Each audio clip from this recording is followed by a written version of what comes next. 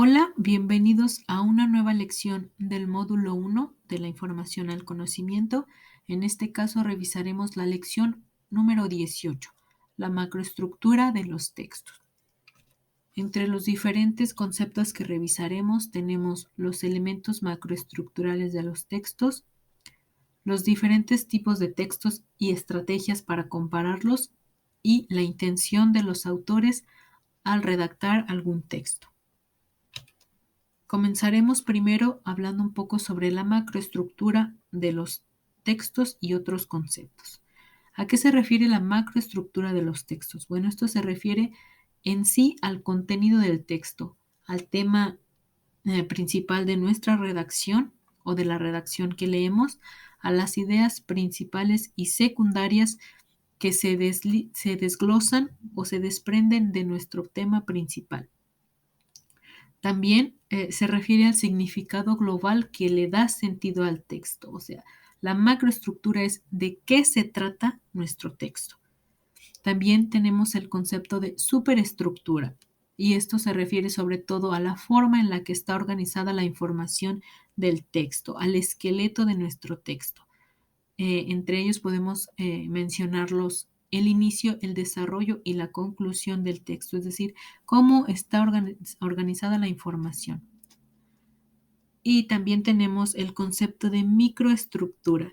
Esto se refiere a los elementos más pequeños que conforman nuestro texto, como el orden gramatical de las ideas, la cohesión del texto, las relaciones semánticas, es decir, cómo están relacionados los conceptos del texto, y el léxico, es decir, el vocabulario que se usa en el texto, la construcción de oraciones, los conectores, la ortografía, la puntuación y la acentuación, es decir, los elementos más pequeños que conforman el texto. A eso se refiere la microestructura.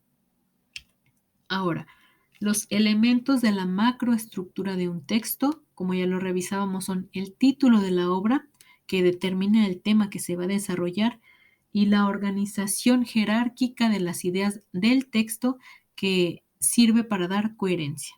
Como ya lo habíamos revisado, la coherencia se refiere a que las ideas del texto no se contradigan, que todas vayan en un mismo rumbo, en un mismo sentido, que no haya repetición, que incluso si se trata sobre el mismo tema, las ideas están relacionadas porque se trata sobre el mismo tema, que no se repitan. Como ya lo habíamos mencionado también, que haya una relación entre las ideas y los conceptos y que haya una progresión, que no nos quedemos estancados en una idea, que el texto tenga un, digámoslo así, un flujo que vaya avanzando, que no se quede estancado. Esos son los elementos de la macroestructura de un texto que tenemos que tener bien presentes cuando leemos e incluso cuando redactamos. Ahora, vamos a hablar un poco del proceso de comparación de texto. Este proceso nos permite identificar las características de semejanza y diferencia en un texto, y consiste en 4 pasos, que son definir el propósito, identificar las variables que definen la comparación. Por ejemplo, hablamos de ventajas y desventajas, o semejanzas y diferencias.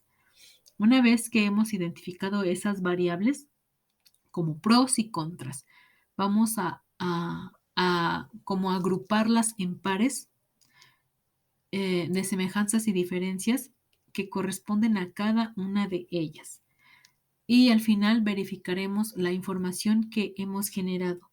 La estrategia por excelencia para llevar a cabo el proceso de comparación es el cuadro comparativo. Como ya lo habíamos revisado en lecciones anteriores, el cuadro comparativo nos permite contrastar dos elementos, ver sus diferencias o incluso ver en qué se asemejan. Y enseguida tenemos el concepto de la intención que un autor tiene al momento de redactar. Bueno, para poder comprender una obra en su totalidad, o al menos la mayor parte, lo más que se pueda, es importante conocer cuál fue la intención del autor al escribirla. También debemos conocer, si nos es posible, el contexto en el que fue escrita una obra, un texto, porque eso nos dará herramientas para poder comprender mejor el mensaje, el contenido como tal y la intención que el autor tuvo. Un ejemplo podríamos ponerlo sobre todos estos libros que surgieron a partir de eventos históricos como la Segunda Guerra Mundial. Muchos de estos textos tienen como fin concientizar a los lectores sobre todas estas cosas negativas que traen los conflictos bélicos.